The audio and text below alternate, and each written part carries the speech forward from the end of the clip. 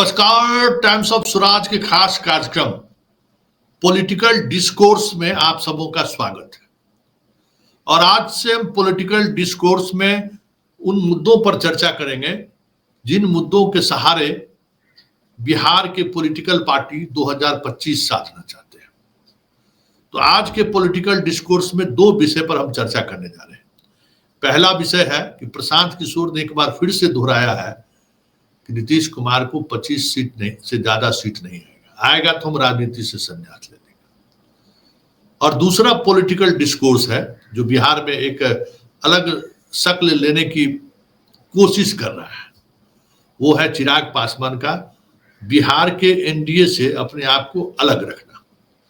क्या मतलब है उस डिस्कोर्स का और इस डिस्कोर्स से बिहार की राजनीति पर क्या प्रभाव पड़ेगा या फिर चिराग की राजनीति पर क्या प्रभाव पड़ेगा। साथ ही प्रशांत किशोर के इस बयान का मतलब क्या है, इन तमाम चीजों पर हमारी खास नजर है।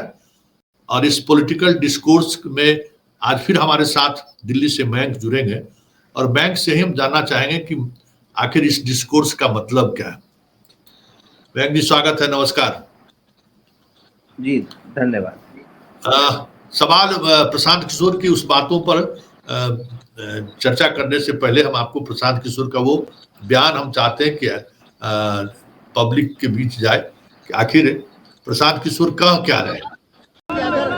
यदि 25 सीट लाती है तो हम राजनीति छोड़ देंगे। आपने नहीं आएगा, आप चिंता मत कीजिए। जैसे भाजपा को बंगाल में 100 सीट नहीं आया और हमको संन्यास नहीं लेना पड़ा, वैसे जदयू को बिहार में 25 सीट नहीं आएगा। सुन लिए जी। अब हम चाहेंगे कि प्रशांत किशोर, देखिए प्रशांत किशोर जो कह रहे हैं और अपना पूरा राजनीतिक दाव ही कह सकते हैं कि राजनीतिक दाव कहें या फिर पूरी जो उनकी विश्वसनीयता है उसको उन्होंने दाव पर लगा दिया है। क्यों, इसकी क्या वजह है, क्यों इस हद तक प्रशांत किशोर बयान दे रहे हैं या फिर वाकई में ये जमीनी हकीकत है। देखिए, दो चीजें हैं संतोष जी। पहली चीज ये है कि जो 20 साल से जो एक एंटी इनकम्बेंसी नीतीश जी के खिलाफ डेवलप हुई है, ठीक है, वो आप भी देख रहे होंगे ग्राउंड पे, हम भी देख रहे हैं कि ब्लॉकों के अंदर, जिलों के अंदर, प्रखंड कार्यालयों के अंदर, सब डिविजनल कार्यालयों के अंदर जिस तरीके का भ्रष्टाचार व्याप्त है बिहार में, वो शायद आजाद बिहार में इससे पहले नहीं रहा होगा। अगर उस चीज का हम लोग मूल्यांकन करें तो रोज निगरानी ब्यूरो जो EOW है वो इकोनॉमिक ऑफेंस विंग के छापे पड़ रहे हैं और करोड़ों रुपए के कागजात और नगद बरामद हो रहे हैं अधिकारियों के।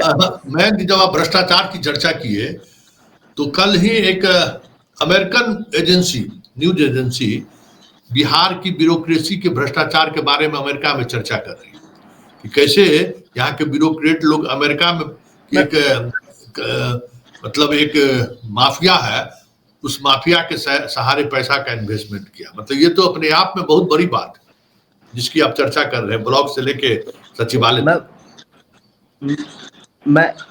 मैं वही कह रहा हूँ कि ये जो भ्रष्टाचार है और ये भ्रष्टाचार खास तौर पे 2020 के बाद बहुत ज्यादा बढ़ गया है, जब से जनता दल यूनाइटेड और नीतीश कुमार की विश्वसनीयता पिछले 7-8 सालों में जिस तरीके से डगमगाई है और उसके बाद नीतीश जी के हेल्थ का जो इश्यू है, जो हर कोई समझ और देख पा रहा है, पिछले 3-4 सालों से जो वो गिरावट हुई है, उसके बाद ये जो करप्शन है वो इंस्टीट्यूशनल हो चुका है।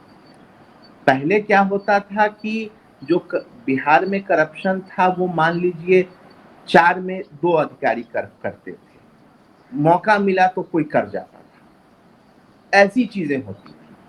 अब आरोप ये लगता है और लोगों को ये महसूस होता है जब वो ब्लॉक में काम कराने जाते हैं, वो सब डिवीजन में काम कराने जाते हैं, वो किसी विभाग में जिले स्तर पे काम कराने जाते हैं, कलेक्टेरिएट में काम कराने जाते हैं, सचिवालय में काम कराने जाते हैं, उनको ये रियलाइज होता है कि ये करप्शन अब इंस्टीट्यूशनल हो चुका है। कोई भी काम बिना पैसे के नहीं होता है, ये लोगों को नजर आता है, ये आरोप लगता है। आप भी देख रहे होंगे। अब इस तरीके की चीजें होंगी तो उसकी एक लिमिट होती है संतोष जी। प्रशांत किशोर, क्योंकि प्रशांत किशोर के पास एक पूरा मैकेनिज्म है, पिछले 2 साल से वो बिहार के जमीन पे दौड़े हैं। तेजस्वी यादव नहीं दौड़ रहे हैं, राहुल गांधी की वजह से तेजस्वी यादव 16 दिन दौड़े बिहार, 18 दिन के करीब दौड़े बिहार, ठीक है। नहीं तो तेजस्वी यादव कभी राघोपुर घूम आए, कभी वो आपको कुछ हुआ तो मधुबनी घूम आए, यही उनका ट्रेंड रहा है। नहीं तो पटना में बैठ के अपने AC 5 स्टार होटल जैसे घर में बैठ करके ही उनकी राजनीति हुई है पिछले 4.5 साल से ज्यादा तेजस्वी यादव की। लेकिन प्रशांत किशोर पिछले 2 साल से जमीन पे रहे हैं, उन्होंने जमीन पे रगड़ा है खुद को, लाखों लोगों से मिले हैं, सैकड़ों जनसभाएं की हैं। तो ये जो है तो उनको भी रोजाना हो सकता है वो सैकड़ों लोगों से मिलते हैं, तो उन्हें भी एक फीडबैक मिलता होगा कि जमीन पे क्या माहौल है। हम लोग ये मानते हैं कि भाई अति पिछड़ा वोट नीतीश जी के साथ है क्योंकि नीतीश जी ने उस एम्पावर किया, लेकिन सवाल ये है कि जो इंस्टीट्यूशनल करप्शन का मुद्दा है, जो एक नासूर बन गया है, वो तो हर किसी को इम्पैक्ट कर रहा होगा ना। लेकिन देखिए उसी को कम करने के लिए ना बिजली फ्री, पानी फ्री, राशन फ्री, मानदेय डबल, जो कुछ हुआ है वृद्धा पेंशन से लेके आंगनबाड़ी सेविका से लेके स्टूडेंट का छात्रवृत्ति से लेके, मतलब बल्ले बल्ले हर कोई बिहार में, मैंने लगता है कि एक भी कोई ऐसा परिवार हो जो नीतीश की योजनाओं का लाभ नहीं उठा रहा हो। संतोष जी, अब मुझे लगता है ना बिहार में ही, भारत में ही में तो खास तौर पर और बिहार में भी एक वर्ग है जो अब इस योजनाओं के बियॉन्ड देख रहा है। समझ रहे हैं ना, क्योंकि आज के डेट में क्या है कि जो ये शिक्षकों की बहाली हुई या अलग अलग तरह की बहाली हुई या प्राइवेट सेक्टर में हर जिले में कुछ ना कुछ जो रोजगार के अवसर पैदा हुए हैं, किसी वे में हो, ठीक है, 20,000 रुपए के ही हो, 25,000 रुपए के ही हो, तो आदमी अपने गांव से मोटरसाइकिल उठाता है और शहर में, चाहे समस्तीपुर ही जैसा शहर हो, वहां जा करके, या दरभंगा जैसा शहर हो, वहां जा करके 20-25 हजार की 6 घंटे 7 घंटे मतलब टेलीकम्युनिकेशन के क्षेत्र में तो जबरदस्त गांव में आप कह सकते हैं। नेट तो, जितना ज्यादा नेट एक्सेस हुआ है उसकी वजह से अब रील्स बना के ही लोग महीने में 10-20 हजार रुपया कमा ले रहे हैं, 30,000 50,000 रुपया कमा ले रहे हैं। ये चीज तो है, लेकिन देखिए प्रशांत किशोर का इस कॉन्फिडेंस के साथ कहना कि 25 से ज्यादा सीट नहीं जीत सकते हैं, वो पॉलिटिक्स है या फिर वाकई में आपको भी लगता है पॉलिटिकल मैसेजिंग भी होती है ना। देखिए बार बार हम लोग ये जान रहे हैं कि प्रशांत किशोर खुद को नीतीश कुमार के बाद बिहार के नेता के तौर पे डेवलप करना चाहते हैं। उनकी लड़ाई 2025 की सिर्फ नहीं है, वो 30 और उसके बियॉन्ड देख रहे हैं। और जब आदमी जब उसके बियॉन्ड खुद को as a challenger, as a प्रतिभागी देखने लगता है, तो वो धुरी पे हमला करता है। धुरी नीतीश कुमार है बिहार में, इसमें तो कोई शक नहीं है ना, ठीक है। बिहार की राजनीति में जो धुरी जिनके आसपास पिछले 20 साल से राजनीति हो रही है वो नीतीश है। तो और जिसे भी उस अति पिछड़ा वोट की, उस सवर्ण वोट की, उस पूरे एक बड़े वोट बैंक की राजनीति करनी है, तो उसको तो नीतीश को ही खटाना पड़ेगा। क्योंकि देखिए लालू यादव के साथ जो MY वोट है वो कमोबेश इंटैक्ट है। पिछले 32 सालों से वो वोट बैंक कमोबेश इंटैक्ट है। तो ये जो 68-70% वोट है, इसकी किसी को धुरी बननी है, इसको किसी को उसका चेहरा बनना है, तो उसे नीतीश कुमार को ही कमजोर करना होगा। नीतीश खुद भी कमजोर हुए हैं पिछले 6-7 सालों में। तो इसी को ध्यान में रखते हुए प्रशांत किशोर पॉलिटिकल मैसेजिंग कर रहे हैं। प्रशांत किशोर मतलब कि उसको मैनूवरिंग कर रहे हैं। वो जो धुरी पे हमला करके धुरी को और कमजोर करना चाहते हैं, क्योंकि उनको भी पता है कि वो धुरी कमजोर होगा तो वो इमर्ज करेंगे। तो उनकी अपनी राजनीति क्लियर मैसेज, हाँ, ये बड़ी क्लियर मैसेजिंग है जो वो राजनीति अपनी कर रहे हैं, ठीक है। और वो ये मान रहे हैं कि अगर हमको 25 के बाद की राजनीति करनी है, नीतीश जी बहुत होगा तो इस चुनाव तक रह जाएंगे, इसके बाद तो कोई ऑप्शन ही नहीं ना है नीतीश जी का। तो जो अल्टरनेट चेहरे डेवलप हो रहे हैं पोस्ट नीतीश बिहार में, ठीक है, उसमें प्रशांत किशोर एक बड़ा चेहरा है, क्योंकि 2 साल में उन्होंने संगठन को तैयार किया है, उनके गांव-गांव में जनस्वराज के लोग अब दिख रहे हैं, तो इस नाते वो अपनी राजनीति कर रहे हैं इस तरीके के बयान देकर।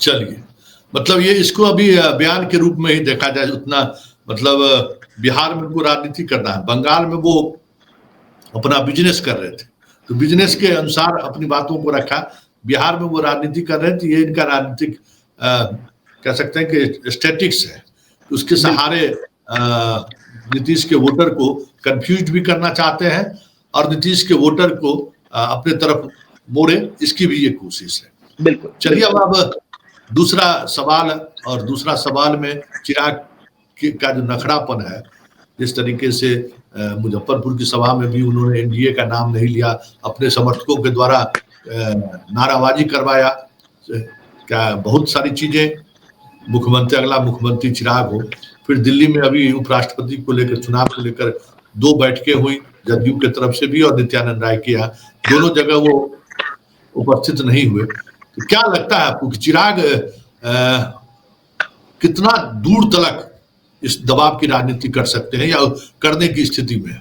जहां तक चिराग पासवान की बात है, ये जो प्रेशर की राजनीति है, दबाव की राजनीति, वो आज से नहीं शुरू से करते आए, चाहे 2020 के चुनाव हो, चाहे 2024 के चुनाव हो और अब 2025 के चुनाव हो, वो भी जो पोस्ट नीतीश जो बिहार की राजनीति है ना, उसमें वो दूल्हा बनना चाहते हैं, ठीक है, और इसलिए उनको ये अच्छे से लग रहा है कि भाजपा आज के डेट में और आगे भी दूल्हा किसी को बनाने को तैयार नहीं है नीतीश के बाद, क्योंकि भाजपा नीतीश को दूल्हा बनाने के बाद 30 साल से ज्यादा भाजपा को नीतीश को खींचना पड़ा, तो वो किसी तरीके से तैयार नहीं है, इसलिए वो दबाव की राजनीति में कभी उपराष्ट्रपति के चुनाव की बैठकों से नाराज रहना, कभी अपने आप को ये घोषणा करवाना कि भाई हम समर्थकों से, ये उनकी टैक्टिक्स रही है जो चलती रहेगी। लेकिन मुझे नहीं लगता भाजपा कोई बहुत ज्यादा नोटिस लेने के हालत में है, क्योंकि भाजपा ये मानती है कि भाई आप क्या केंद्रीय मंत्रिमंडल से इस्तीफा देके तो नहीं जाएंगे ना, एक्सट्रीम तो वही है, ठीक है, तो वो क्षमता चिराग में नहीं है, और वो 2020 वाली भी हालत नहीं है कि हम अलग चुनाव लड़ लें। लेकिन जो कुछ भी है वो है कि नीतीश की विरासत का दावेदार कौन, चाहे प्रशांत किशोर हो चाहे चिराग पासवान, दोनों के नजर में वही है कि अगर हम सीधे तौर पर नीतीश कुमार से फाइट करेंगे तो उनकी विरासत हमें शायद मिल जाए। सिर्फ यही दो नहीं, सम्राट चौधरी भी किस लव कुश को एड्रेस कर रहे हैं, भाजपा किस लव कुश को एड्रेस उनके थ्रू करा के प्रोजेक्ट करना चाह रही है उनको नेता।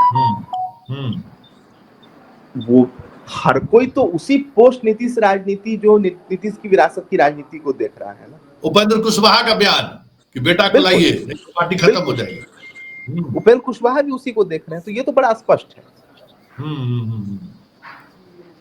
मतलब पूरी तौर पर अभी बिहार की राजनीति जो है पोस्ट नीतीश कौन होगा इस पर ज्यादा केंद्रित है। बिल्कुल बिल्कुल बिल्कुल, पोस्ट नीतीश पे केंद्रित। मयंक जी बहुत बहुत धन्यवाद, नमस्ते भाई। धन्यवाद। ये हमारे साथ दिल्ली से मयंक जी थे। बिहार में अभी जो कुछ भी आपको दिख रहा है, चाहे उपेंद्र कुशवाहा का बयान, भाई निशांत का आना पार्टी को बचाने के लिए जरूरी है, सम्राट चौधरी का लवकुश का बयान, इसी तरीके से प्रशांत किशोर का बयान, चिराग का नखड़ा, ये सारी चीजें इस पॉलिटिकल डिस्कोर्स पर आधारित है कि नीतीश के बाद कौन या नीतीश का राजनीतिक उत्तराधिकारी कौन होगा, और इसी को फोकस लेकर ये बिहार की राजनीति में जो कुछ भी आप देख रहे हैं, जिस तरीके की बयानबाजी हो रही है, जिस स्तर पर बयानबाजी हो रही है, कांग्रेस का अति पिछड़ा सम्मेलन वो भी इसी दिशा में है, कांग्रेस की बिहार में सक्रियता बढ़ाना वो भी इसी दिशा में है, कि अब तो नीतीश का राजनीतिक अवसान होने जा रहा है, फिर उनके उस वोट बैंक का वारिस कौन हो। तो ये सारी लड़ाई उसी का को लेकर है। अब देखना दिलचस्प होगा कि वाकई में नीतीश के उस विरासत का उत्तराधिकारी कौन होता है। चलिए इस पॉलिटिकल डिस्कोर्स को बहस यही खत्म करते हैं। कल फिर हमारी आपकी मुलाकात शाम 6 बजे होगी। फिलहाल इजाजत दीजिए, नमस्कार।